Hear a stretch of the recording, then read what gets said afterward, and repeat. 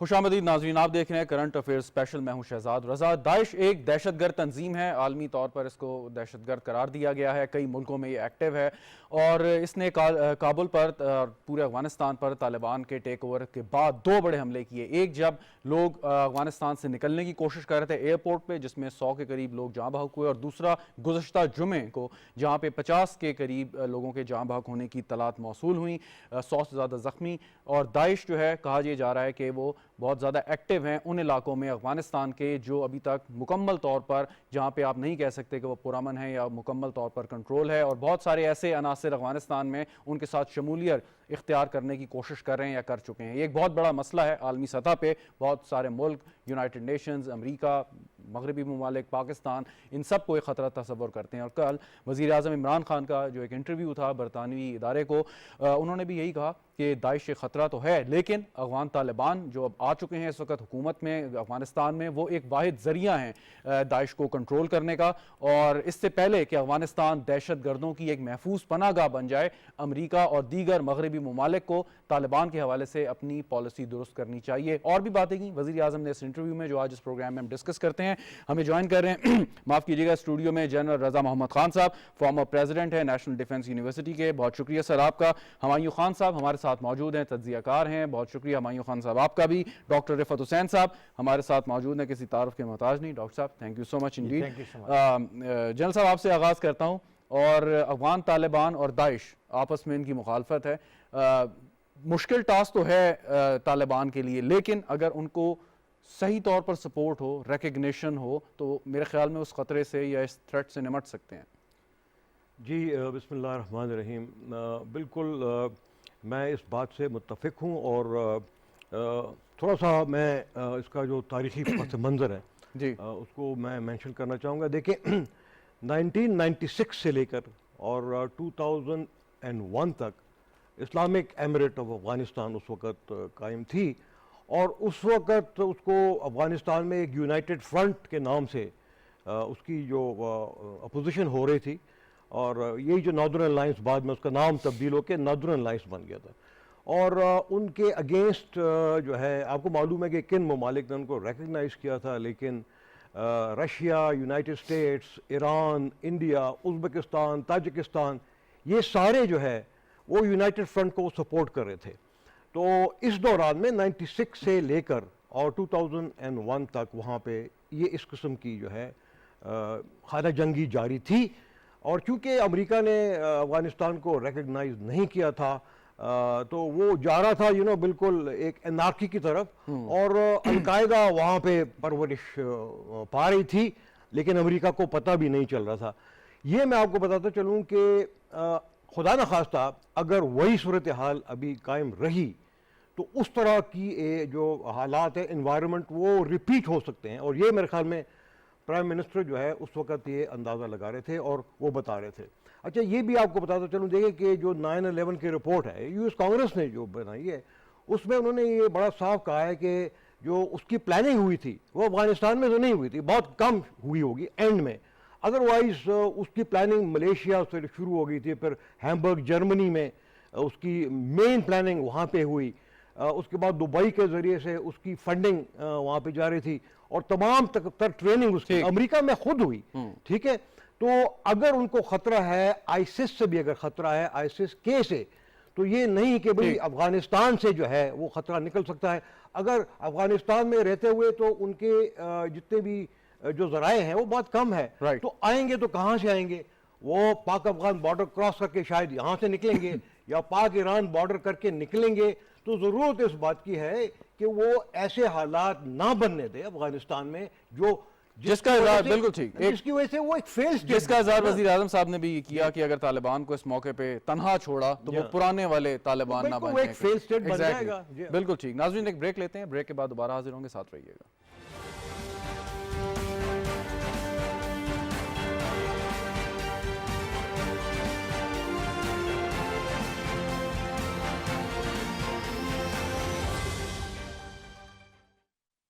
अल्लाहु अकबर, अल्लाहु अकबर, अल्लाहु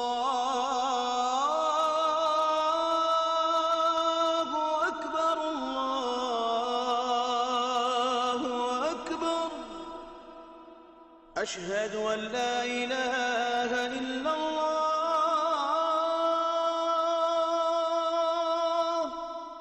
أشهد أن لا إله إلا الله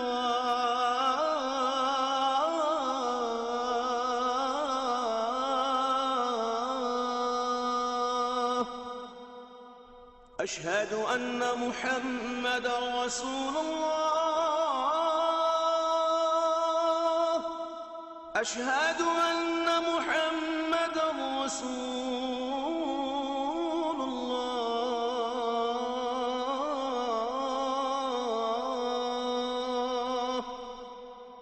حي على الصلاة حي على الصلاة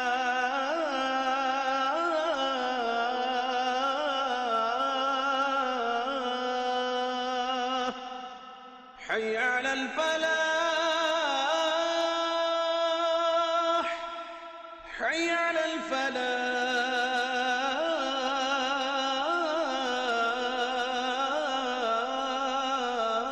الفلاح الله أكبر الله أكبر لا إله إلا الله मिंबर तेरा अर्शे बरी या रहमतुल लिल आलमीन या रहमतुल लिल आलमीन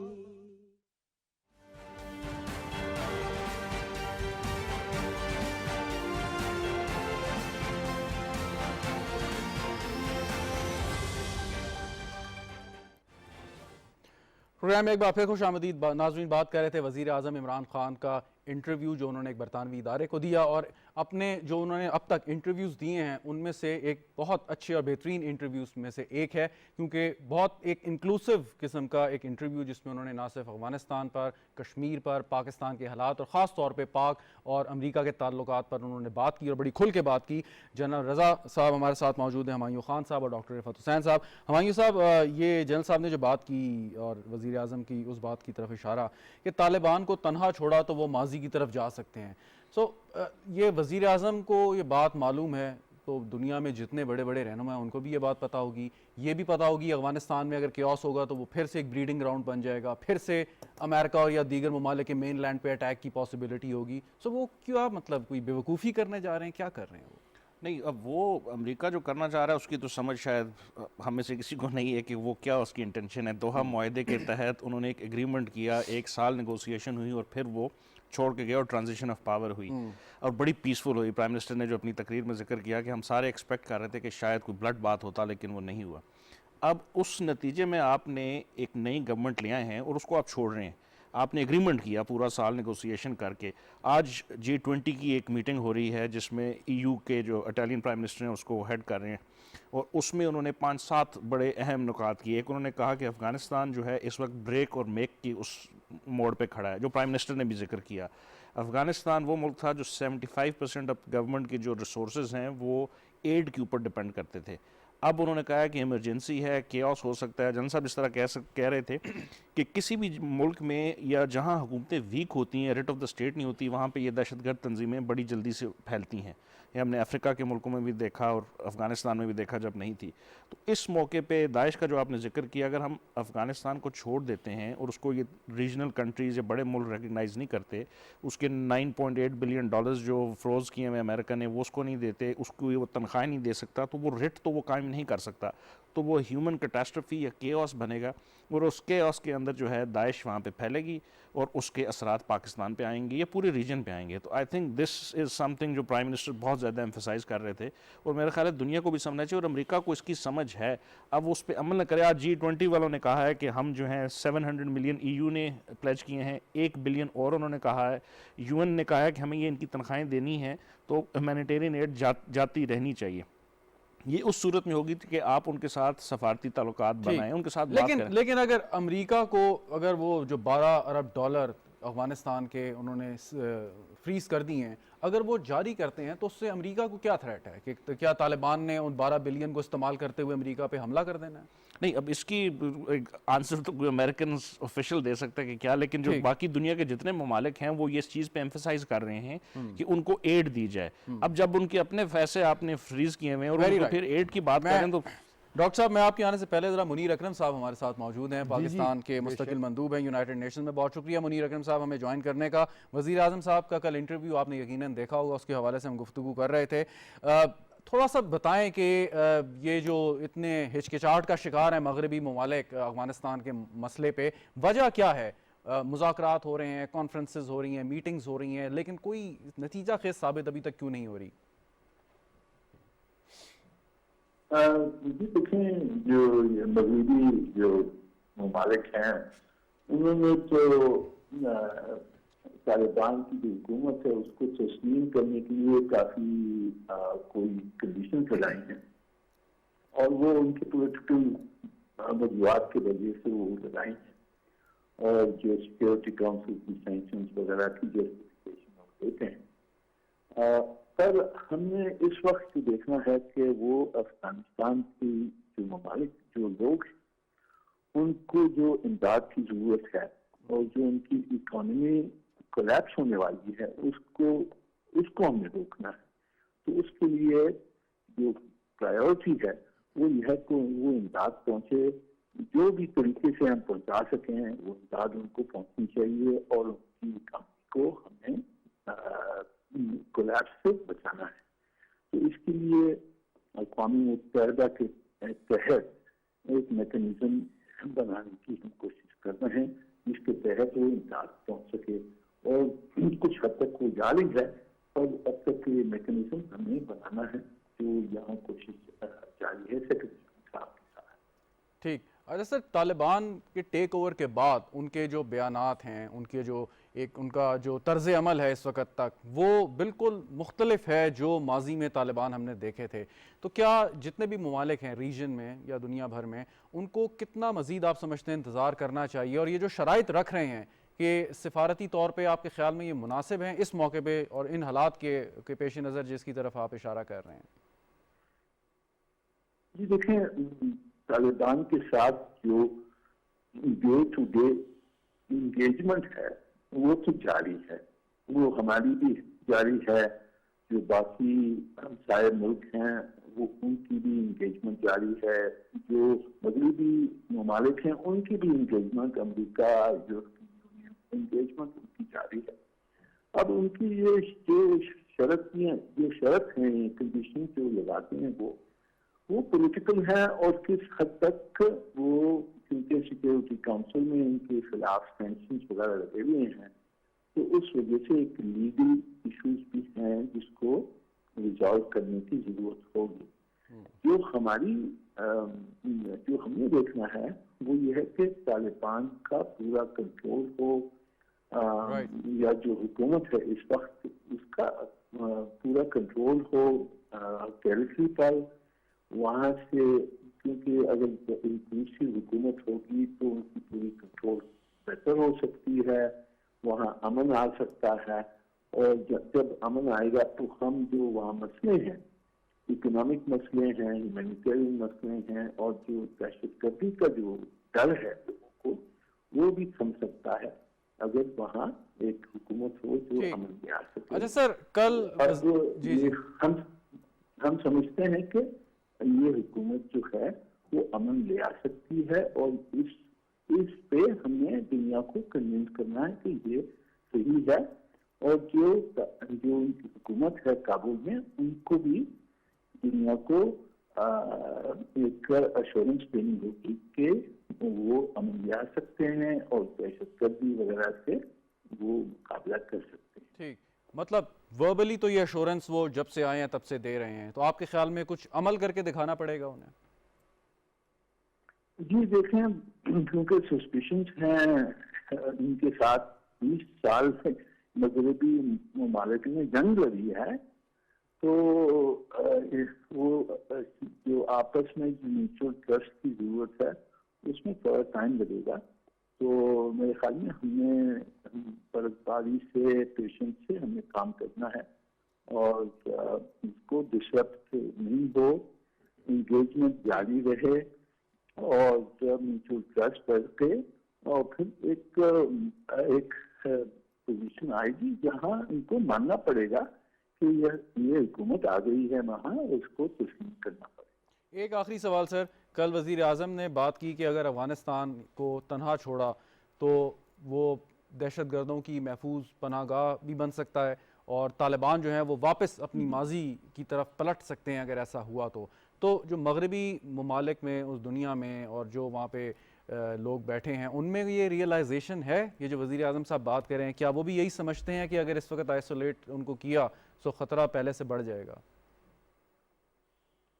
जी सही है, क्योंकि अगर इनको आइसोलेट किया तो एक तो वहाँ इनकी इकानमी, अफगानिस्तान की जो इकानमी है वो कोलैप्स हो जाएगी, वहाँ ह्यूमैनिटेरियन क्राइसिस आ जाएगा, वहाँ फिर आपस में मसले शुरू हो जाएंगे, कियास होगा और उन हालात में दहशतगर्दी फिर जोर पकड़ सकती है। तो इसलिए ज़रूरी है कि हम ये जो हुकूमत है वो इसके अलावा कोई और है नहीं। तो सर ये मगरबी ममालिक या फैसला साज लोग और इदारे इस नुक्ते को समझ क्यों नहीं पा रहे अभी तक? जी देखिए, किस हद तक तो उनकी समझ आने में, उनकी जो पब्लिक ओपिनियन है उसको कन्विंस करने में टाइम लगेगा उनको, क्योंकि उनकी पब्लिक ओपिनियन को 20 साल से बता रहे हैं कि तालिबान के बुरे लोग हैं, इनके साथ तो इंगेजमेंट नहीं करेंगे हम। सही। अब जो हकीकत है अब उसमें इंगेजमेंट उनको करनी पड़ेगी, तो उनको भी अपनी पब्लिक ओपिनियन को मनवाने में टाइम लगेगा। Very right, very right. इसलिए हमें कोशिश करनी है कि कन्विंस किया जाए। बहुत शुक्रिया मुनीर अकरम साहब, पाकिस्तान के मुस्तकिल मंदूब अक़वाम मुत्तहिदा में हमारे साथ मौजूद थे। डॉक्टर साहब, ये एक बड़ा अहम नुक्ता है पब्लिक ओपिनियन, कि वहाँ की जो हुकूमतें हैं वो हॉस्टेज होती हैं पब्लिक ओपिनियन पे। तो अब पब्लिक ओपिनियन लेकिन बनते हुए वक्त लगता है जो 20 साल का अरसा या तालिबान का माजी वो तो लोगों के जहनों में है और मीडिया उसको उठा भी रहा है, तो फिर वेट एंड सी बस। नहीं, वेट एंड सी की बात नहीं है। एक तो ख़तरा, जिन ख़तरात के अंदर अफ़गानिस्तान इस वक्त घिरा हुआ है उसके अंदर सबसे बड़ा ख़तरा दाइश का है, और साथ ही साथ जो टीटीपी के जो वायलेंट ग्रुप्स हैं जो कि वहाँ पे जिन्होंने पनाह ली हुई है और जिनको हिंदुस्तान जो है वो उन ग्रुप्स को इस्तेमाल करता था पाकिस्तान के ख़िलाफ़ अपनी कैंपेन चलाने के लिए, वो बदरजा आतंक वहाँ पे मौजूद हैं। अगरचे वो इतने ज़्यादा विजिबल नहीं है, लेकिन जहाँ तक दाइश की प्रेजेंस का तल्लुक है इसमें तो कोई भाम ही नहीं है। तो दैट प्रीडेट्स दी टेक ओवर। और आपको याद होगा कि नंगरहार के हवाले से साउथ और ईस्ट के ऊपर उनका कब्ज़ा था बाकायदा, और फिर उनकी और तालिबान की आपस में लड़ाई हुई तो तालिबान वो टैक्टिकल वॉर जीते और फिर जो है वो दाइश जो है वो थोड़ी सी जो मान पड़ गई। लेकिन उसके साथ साथ एक असर ये हुआ है कि इस क्यास से फ़ायदा उठाते हुए या जो एक वैक्यूम ऑफ पावर है जो कि उस वजह से पैदा हुआ कि जब गनी हुकूमत का कोलैप्स हुआ और तालिबान जो हैं वो उनके आने में थोड़ी सी देर थी, तो उस मौके से फ़ायदा उठाते हुए हज़ारों की तादाद में जो दाइश के फाइटर्स जो थे, जो सीरिया के अंदर मौजूद थे, जो ईरान के हवाले से भी काफ़ी उनको सपोर्ट हासिल थी, उनको फिर मौका मिल गया कि वो अफ़गानिस्तान आके मुंतकिल हो जाएं। तो इस मुंतकिली के बाद वो ख़तरा जो है वो दाइश की तरफ से वो उसके अंदर एक बहुत बड़ी इंक्रीज़ हुई है। तो अब मसला ये है कि जब तक अफ़गानिस्तान के पास मिलिट्री कैपेबिलिटी नहीं होगी to withstand the pressure from this group, तो उसका मुकाबला कैसे करेंगे, ये एक बहुत ही अहम सवाल है। इसमें सवाल ये कि दाइश का जो एक नुक्ता नज़र है या जो उनका नज़रिया है वो अफ़गानिस्तान के बॉर्डर से बाहर भी जो उनके इंटरेस्ट हैं या जिनको वो दुश्मन समझते हैं उनके इंटरेस्ट को वो नुकसान पहुंचाने की कोशिश करते रहे हैं और आगे भी शायद वो उनका यही नज़रिया रहे। तो क्या ये काफ़ी है आर्गुमेंट तालिबान की सपोर्ट में, या तालिबान इस थ्योरी को बेचकर अपनी आपको रिकग्नाइज करवा सकते हैं, या इससे बढ़ के कुछ उन्हें करना है? देखिए शहजाद, मेरा टेक इसके ऊपर डिफरेंट है। अब मसला रिकग्निशन का नहीं है, मसला है डिफेक्टो सपोर्ट तालिबान को उस सूरत में दी जाए वो माली इमदाद की शक्ल हो सकती है, वो उनकी मिलिट्री कैपेबिलिटीज़ की शक्ल हो सकती है, उनकी administrative capacity to run the government उसको स्ट्रेंथन करने के वाले हो सकती है। और पाकिस्तान ने जो इनिशिएटिव लिया है मेरे ख्याल के अंदर, मैं से उससे नहीं कह रहा हूँ पाकिस्तानी होने के वाले से, हम एक फ़ंड कायम करने के लिए उसके लिए सपोर्ट मोबिलाइज कर रहे हैं।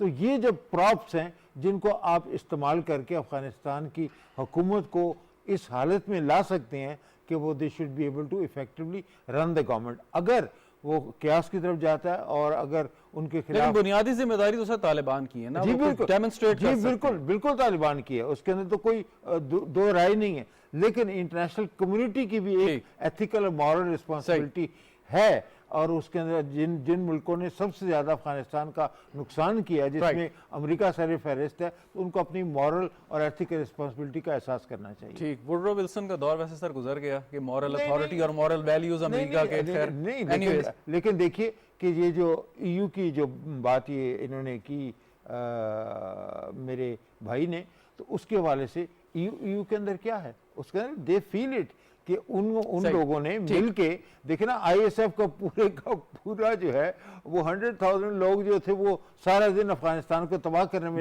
बिल्कुल सही। मैं वापस आता हूँ सर। जनरल साहब ये ज़रा फरमाइएगा कि कल वज़ीर आज़म साहब ने ये भी जो तालिबान की जो एश्योरेंस है कि तहरीक तालिबान पाकिस्तान, जिसके कुछ एलिमेंट्स जिनकी रिफत साहब भी इशारा कर रहे थे, वो कार्रवाई नहीं करेंगे, अफगानिस्तान की सरजमीन इस्तेमाल नहीं होगी। तालिबान इससे बढ़ के भी कर सकते हैं, कोई ऐसे हार्ड कोर एलिमेंट्स हैं जो बड़े बड़े घिनौने किस्म के जराइम में मुलव्वस हैं और अफगानिस्तान में जाने कब से छुपे हुए हैं, सो पाकिस्तान के हवाले भी किया जा सकता है। और जो ऐसे एलिमेंट्स हैं जो हथियार फेंक के मेन स्ट्रीम में शामिल हो सकते हैं, उस पर भी बात हो सकती है। TTP की बात करें? जी सर, TTP। अच्छा देखें, इसके ऊपर मेरे ख्याल में जो गवर्नमेंट ऑफ पाकिस्तान की जो पॉलिसी है वो बड़ी क्रिस्टल क्लियर है कि वो तालिबान जो कि पाकिस्तान के आईन को तस्लीम करते हैं, वो तालिबान जो कि हथियार डालना चाहते हैं, पाकिस्तान के साथ अमन कायम करना चाहते हैं, और वो तालिबान जिन्होंने कोई जराइम नहीं किए, वो किसी और वजह से शायद वो चले गए हों, तो उनके साथ उन्हें कहा कि बातचीत का आगाज़ हो सकता है। लेकिन साथ ही प्राइम मिनिस्टर ने बड़ा क्लियरली बताया था कि हमें ये मालूम नहीं कि उसका आउटकम क्या होगा। ठीक है। अच्छा, जहाँ तक TPP के अफराद को गवर्नमेंट ऑफ पाकिस्तान के हवाले करने का वो है, वो मौजूदा जो अफगान गवर्नमेंट है ये उनका डिसीजन है, वो अगर करना चाहें तो कर सकते हैं, और ये मेरे ख्याल में बेहतर होगा उनके हक में भी और हमारे हक में भी, क्योंकि वो पाकिस्तानी सिटीजन हैं, तो हमारे हवाले उनको करना चाहिए। अच्छा, मैं थोड़ा सा भी वापस जाता हूँ, आपने जो पहले सवाल पूछा था। देखिए, बात यह है कि जो अलकायदा की आइडियोलॉजी थी ना, वो मिडिल ईस्ट के साथ रिलेटेड थी। ठीक है, वो अमेरिका की जो मिडिल ईस्ट पॉलिसीज थी उसको जो है चेंज करना चाह रहे थे, जिसकी वजह से 9/11 का वाकया हुआ। ये जो आईसिस वाले हैं, उनका वो एजेंडा नहीं है, उनका मिडिल ईस्ट का इतना एजेंडा नहीं है। वो उनका एजेंडा ग्लोबल ज़रूर है, लेकिन वो विद इन दी OIC के आप कह दें कि उनके अंदर जो है वो अपना एक कायम करना चाहते हैं, खिलाफत कह लें, वो करना चाहते हैं। तो ये डिफरेंस है। अब जो क्रूशल एस्पेक्ट है ना, वो ये है कि अगर अमेरिका ने अफगानिस्तान का पैसा जो है उसको अपने पास रखा है, वो रिलीज नहीं कर रहे हैं, तो अफगानिस्तान की जो 35 मिलियन अवाम है उनका इम्पैक्ट उन सब के ऊपर हो रहा है। सही। तो फिर ये तो ये है ना कि वहां पे पब्लिक ओपिनियन जो है वो इस लिमिट तक, इस तक वो जो है वो इश्तिहाल में आ सकती है कि वो खुद सारे के सारे टेररिस्ट बन जाए।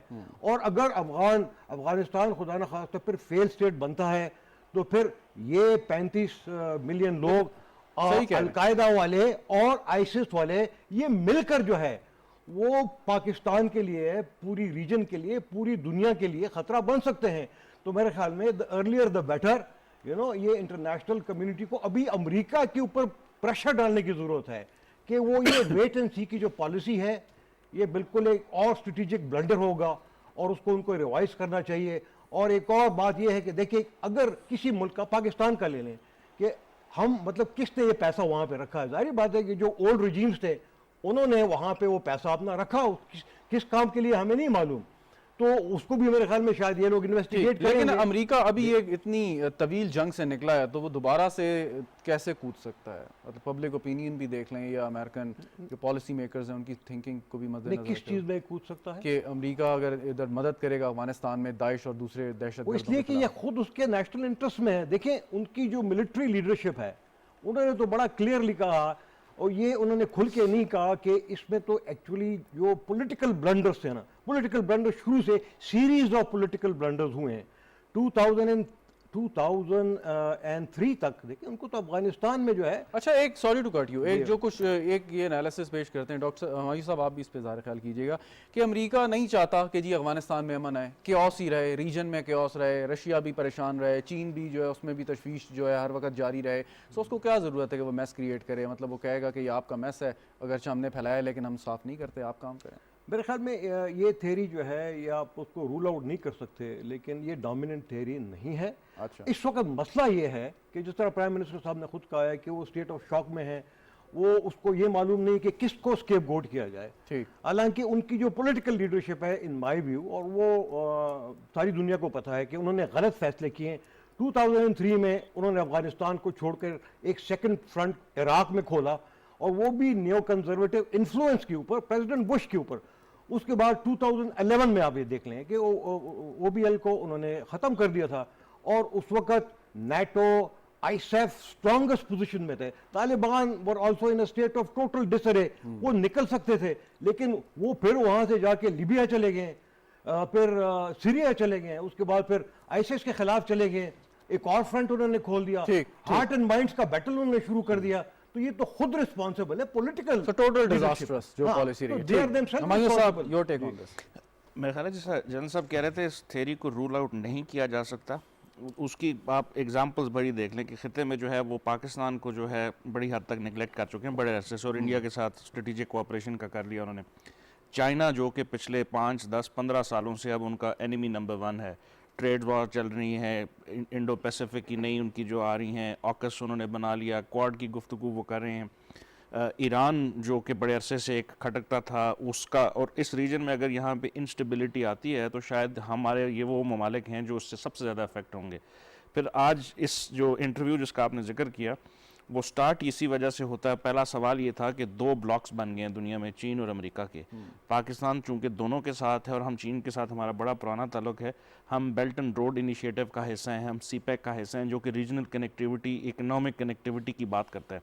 अगर यहाँ पे कियास होता है तो वो जो CPEC का है, ये जो बेल्ट एंड रोड है, सेंट्रल एशिया तक जाने के हमारे अभी प्राइम मिनिस्टर ने पिछले जो 2 महीनों में साउथ और सेंट्रल कनेक्टिविटी का जिक्र किया, वो नहीं हो सकती।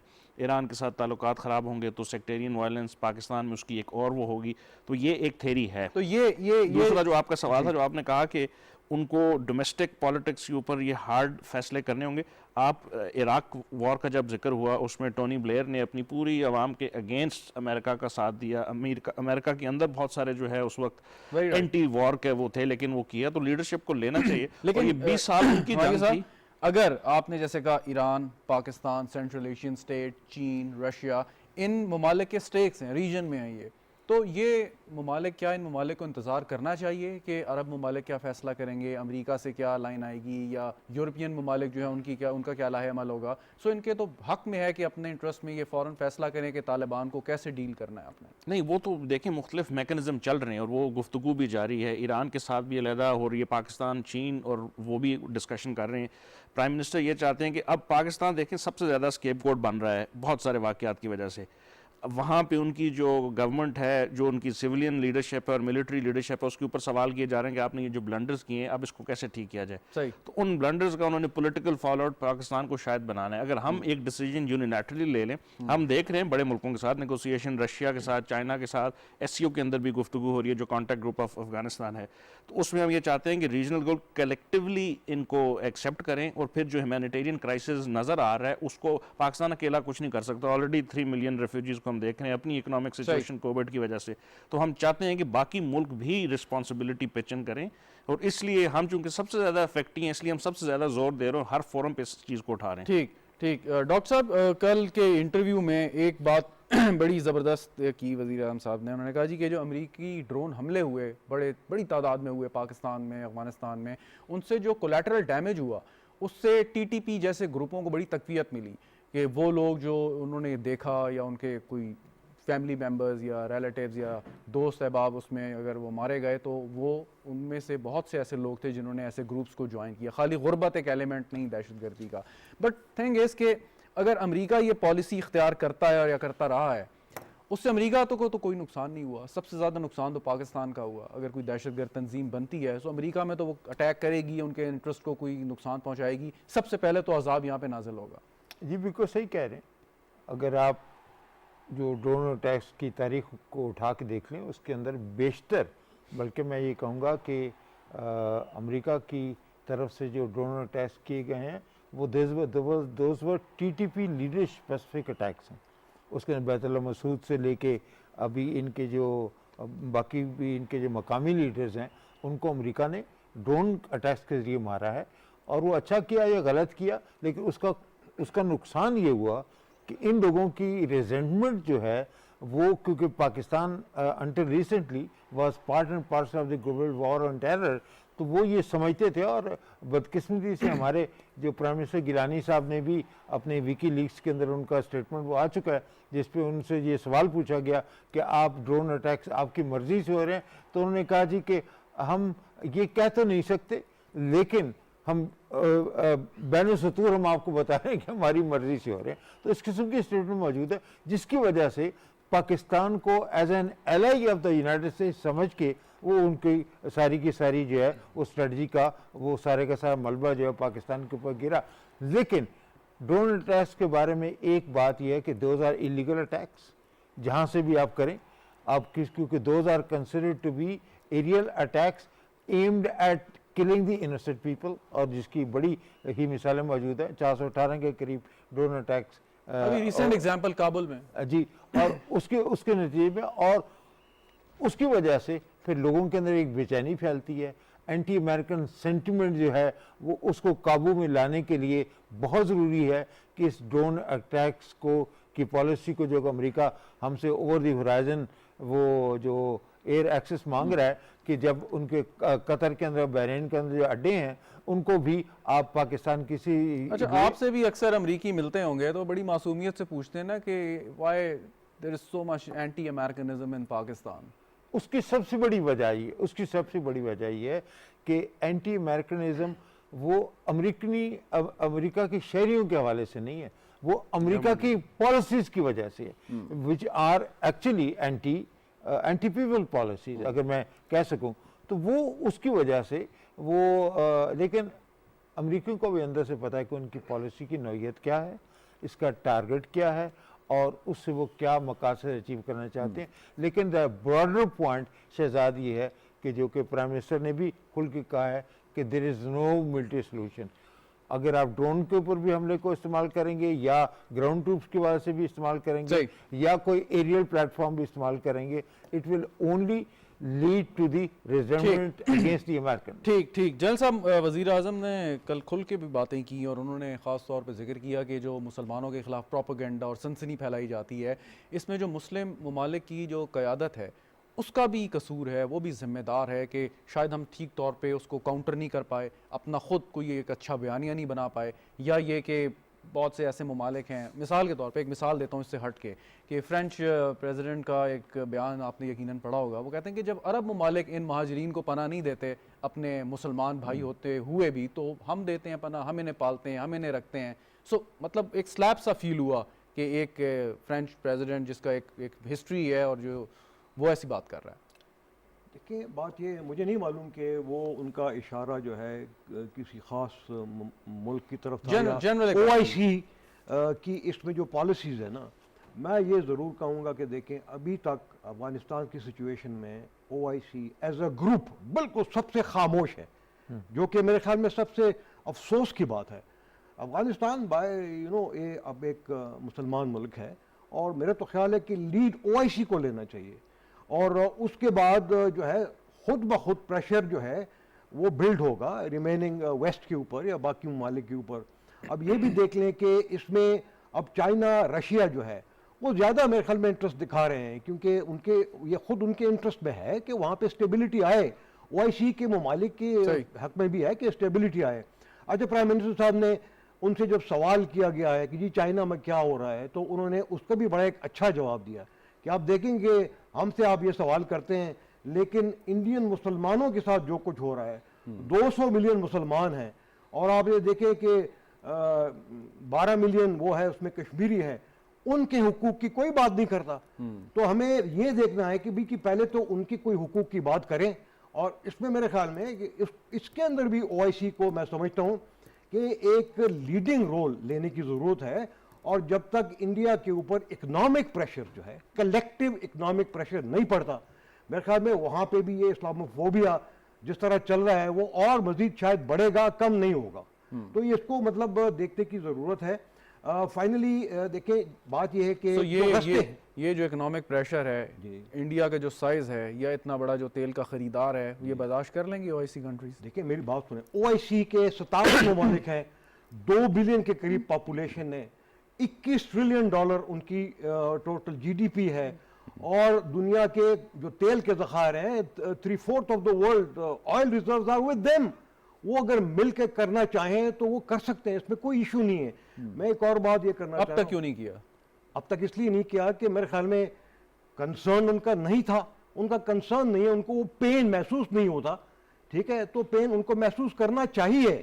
और अगर वो कलेक्टिवली नहीं करते तो मेरे ख्याल में इंडिविजुअल ममालिक का, जिनमें पाकिस्तान तो फहरिस्त है, मलेशिया, बाकी ममालिक रहे। अच्छा एक और बात मैं पाकिस्तान वापस आना चाहूँगा। देखिए बात यह है कि अब हम सब अफगानिस्तान की बात करते हैं और ये देख रहे हैं कि जी बड़े मसले मसाइल हैं।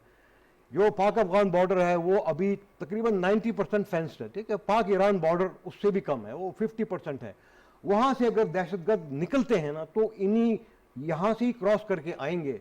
तो अमेरिका को चाहिए कि यहाँ कम अज़ कम अफगानिस्तान को अगर वो हेल्प नहीं कर रहे हैं तो कम अज़ कम इसको रियलाइज़ करें, क्योंकि ये दहशतगर्द अफगानिस्तान से निकलकर अमेरिका के पीछे भी जा सकते हैं और इन्हीं रास्तों से जाएंगे।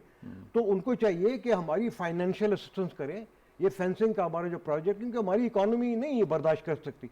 जो हमारे पास अभी 3 मिलियन अफगान रेफ्यूजीज़ हैं, उनके लिए भी उनको चाहिए कि हमारी हेल्प एंड असिस्टेंस करें, और वो जो उनका रवैया है उसको चेंज करें। अब तक उनके रवैये और बातों से लगता है कि वो नहीं करेंगे, वो नहीं करते तो हमें खुद ही करना पड़ेगा। तो उनको खुद नुकसान होगा ना इसमें। जी बिल्कुल, नुकसान तो यकीनन होगा। हमायूं साहब, नुकसान तो उनको होगा, लेकिन ओआईसी के ऊपर कुछ ऐड करना चाहिए? मैं सवाल करूँ। नहीं, जन साहब ने बिल्कुल ठीक कहा। अगर आप मुस्लिम दुनिया की कलेक्टिव लीडरशिप की तरफ देखें तो वो पॉलिटिकल एक्सपीडियंसी के तौर पे बायलैटरल रिलेशनशिप वो वेस्ट के साथ जो हैं वो ज़्यादा रखते हैं। वो उनको बल्कि वेस्ट को भी छोड़ दें, हमारे कुछ ब्रदर ममालिक जो हैं जिनके इंडिया के साथ, जिस तरह आपने इकॉनमी का जिक्र किया, पिछली जो हमारी 15 अगस्त की उनकी परेड थी उसमें वो आए, फिर हाईएस्ट अवार्ड्स उनको दिए गए, तो उनकी एक बहुत बड़ी इकॉनमी है। एक्सपैट इंडिया का बहुत बड़ा वहाँ पे उन मुल्कों में, ओआईसी या जीसीसी मुल्कों में रह रहा है, तो उसकी वजह से वो शायद उस तरह के डिसीजन नहीं ले पा रहे।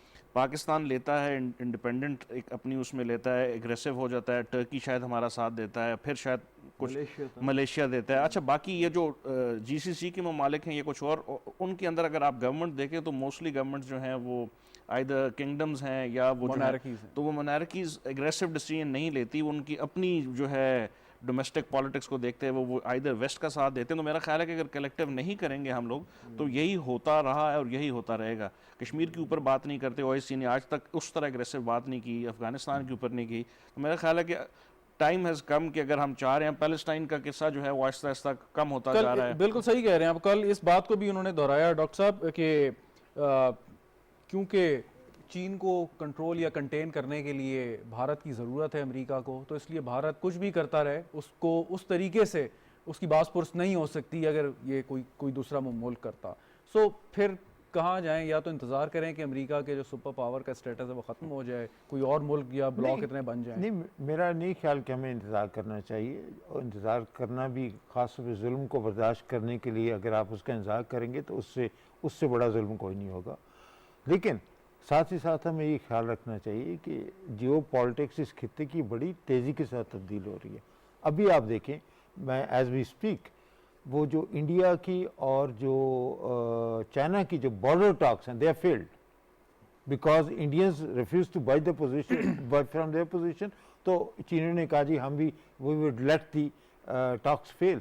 तो उससे इंडिकेशन क्या आपको मिल रही है कि all is not well between New Delhi and Beijing. वो तासर ये देते हैं कि हमारे ताल्लुकात ठीक हैं, हमारे इतने बिलियन जो डॉलर की उनके साथ ट्रेड हो रही है, वो अपनी जगह पे, वो डायनामिक अपनी जगह पे, लेकिन जो बेसिक इंडिया का जो hegemonic aggressive attitude towards it's neighbours including Pakistan है, कश्मीरियों के साथ जो जुल्म सितम कर रहे हैं, उसकी बाज़गश्त आपको आस्ता आस्ता सुनाई दे रही है। तो मेरे ख्याल में हमें ये इंतज़ार नहीं करना चाहिए, but we should be pushing more in that direction कि इंडिया के ऊपर जो है वो ख़ास तौर पर मीडिया के अंदर आप पिछले 4-6 महीनों के अंदर उठा के देख लें, और मोदी साहब का ये जो क्वाड का जो दौरा हुआ था उसके दौरान भी देवर लाइव डेमोन्स्ट्रेशंस अगेंस्ट मोदी, लोगों ने उसके पुतले उठाए हुए थे, उसके खिलाफ लाइव डेमोन्स्ट्रेशन हुई है, पेंसिल्वेनिया एवेन्यू के ऊपर हुई है।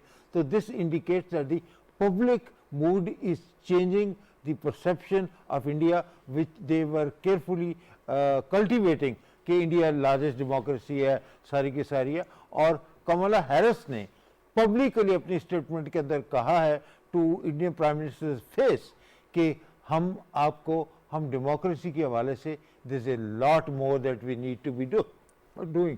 तो ये भी एक बहुत मेरे ख्याल के अंदर अग्रेसिव जो पोस्चर है। लेकिन अभी जनरल साहब जो बात कर रहे थे ओआईसी कंट्रीज, तो ओआईसी के जो ममालिक हैं, जी देखिए ओआईसी के बारे में तो हम एग्रीगेट कर लें, उनकी पावर को एग्रीगेट कर लें, लेकिन ओआईसी के सबसे ज़्यादा जो फुकदान है वो एक लीडरशिप का है। और जब तक इस ओआईसी का मरकज़ जो है वो सऊदी अरेबिया के अंदर है और रियाद के अंदर है, तो इससे किसी किस्म की जो है वो भलाई की लेकिन तवक्को नहीं की जा डॉक्टर सकती। साहब एक बात अगर अदब के साथ इख्तलाफ थोड़ा सा करूं जी, कि जी। जब हम करते हैं कि उम्मत मुस्लिमा है, यकीनन है, जब हम एक लीडरशिप की बात करते हैं, सो उससे बेहतर ये जो ब्लॉक्स बन रहे हैं on the basis of equality कि आप पार्टनर्स हैं और आप उस पर कॉमन इंटरेस्ट के ऊपर या कॉमन एनिमी के खिलाफ आप काम करते हैं। दहशतगर्दी के खिलाफ एक कोलिशन भी हमारी एक कायम हुई थी। सो लीडरशिप के साथ ज़्यादा ज़रूरी ये नहीं है कि कॉमन एनिमी ढूंढ लें या कॉमन इंटरेस्ट ढूंढ लें। देखिए कॉमन इंटरेस्ट तो है ना, हम सबका है, मुसलमान ममालिक हैं, तो मुसलमानों के साथ जहाँ की भी ज्यादती होगी ओआईसी का ये फर्ज बनता है, उसके चार्टर के अंदर लिखा हुआ है। फलस्तीनियन के राइट की बात जो है, जब ओआईसी की फाउंडेशनल मीटिंग हुई थी अल-अक्सा मस्जिद के अंदर, जब वो आग लगाने का वाकया जो हुआ था उसके नतीजे में ओआईसी, लेकिन ओआईसी अपने ओरिजिनल मकासद से बहुत ज़्यादा डेरेल हो चुकी है। तो मैं जब लीडरशिप की बात कर रहा हूँ तो वो बजाय इसके कि इसको फर्दर डिवाइड करे, इसको मज़ीद इसके छोटे छोटे ग्रोहों के अंदर इसको बांटे, वो एक लीडरशिप जो है कि ओवर आर्किंग होनी चाहिए। और उसके लिए बड़ा ज़रूरी है कि सऊदी अरेबिया के साथ मिल के काम किया जाए। बिल्कुल। Because Saudi Arabia, Iran, Malaysia, Pakistan and Turkey, अगर ये 4 मुल्क ये फैसला कर लें कि हमने मुसलमानों के हकूक़ के तहफ़्फ़ुज़ के लिए ये फैसला करना है, तो कोई भी दुनिया के, और बांग्लादेश भी, कोई भी मुल्क इनको चैलेंज नहीं करेगा। But unfortunately Pakistan has lot of stature but very little. बिल्कुल जी। जनरल साहब, तो यानी ओआईसी की रीस्ट्रक्चरिंग पहले भी बड़ी बात इस पे हुई की ज़रूरत है, और उसमें यह कि कुछ ऐसे मुल्क जो अभी ओआईसी को कंट्रोल करें उनको भी दिल बड़ा करना चाहिए कि अगर मसला हल करना है तो फिर इंक्लूसिव किस्म का एक काम करें और उसकी रीस्ट्रक्चरिंग के बाद आगे बढ़ें। देखिए ओआईसी की जो रिस्ट्रक्चरिंग है वो मेरे ख्याल में ओवरड्यू है। वहाँ पे उनका जो तरीक़ाकार है ना, वो अभी तक जो है वो कंसेंसस वाला इशू वहाँ पे चल रहा है। उसमें सबसे पहले ये चेंज आनी चाहिए कि जी डिसीजन जो है वो मेजॉरिटी बेसिस होने चाहिए, सिंपल मेजॉरिटी बेसिस के ऊपर होनी चाहिए। ये एक अगर चेंज आती है तो उसमें बहुत फ़र्क पड़ सकता है। और फिर जिस तरह डॉक्टर साहब ने कहा कि इसका जो हेडक्वार्टर्स है ये बड़े बड़े मुसलमान ममालिक में let's say after every 5 years और सो ये रोटेट होना चाहिए। बिल्कुल सही कह रहे हैं। और इसी तरह इसका जो सेक्रेटरी जनरल है वो भी मेरे ख्याल में उसको जो है जो इम्पोर्टेंट ममालिक हैं उनसे जो है उनको उनकी इन्फ्लुएंस होनी चाहिए। साथ साथ ये मैं कहता चलूँ कि देखें जो ह्यूमन राइट्स का इशू है ना, अमेरिका ने जो प्रेसिडेंट बाइडन है इलेक्शन से पहले कहा था कि उनका ये एक मैनिफेस्टो था कि भाई ह्यूमन राइट्स के ऊपर जो है ना कोई कॉम्प्रोमाइज़ नहीं होगा। और इलेक्शन के बाद भी ये कहते आ रहे हैं कि उनके जो US centre for international religious freedom है उन्होंने देखें इंडिया के खिलाफ कितने सख्त किस्म के बयानात जो है वो पास किए हैं, वो सारे अभी वो भूल गए हैं। और उनका जो प्रेशर बिल्ड होना चाहिए था इंडिया के ऊपर चाहे वो इंडियन मुस्लिम्स हों या और माइनॉरिटीज़ हों, दलित्स हों या सिख्स हों या क्रिश्चियंस हों, बिल्कुल वो खामोश हैं। तो मेरे ख्याल में उनको चाहिए, उनके अवाम को चाहिए कि अमेरिकन गवर्नमेंट के ऊपर प्रेशर डाला जाए कि भाई इंडिया लेकिन हुमायूं साहब, जो ये वेस्टर्न हिपोक्रेसी है वो तो बहुत हद तक बहुत से लोगों को समझ आ भी चुकी है, और अब तो मतलब कोई अचंभे की बात हमारे लिए नहीं है कि जिस तरह नरेंद्र मोदी को आपने वहाँ वेलकम दिया, उसको उससे बात किया, मुज़ाकरात किए। सो जन साहब ठीक कह रहे हैं कि आप भूल गए कि आपके मैनिफेस्टो में क्या था या आपके इलेक्शन से पहले के क्या दावे थे। मेरा ख्याल है ये 100% ठीक कह रहे हैं, लेकिन इसकी अगर रेमेडी हम ढूंढना चाहें तो जिस तरह डॉक्टर रिफत ने कहा था अभी टॉक्स के फेल होने का जिक्र किया, 13th राउंड ऑफ टॉक्स जो चाइना और इंडिया की हैं, तो हमें जो उभरते हुए नए ब्लॉक्स हैं हम उनका वाकई हिस्सा हैं।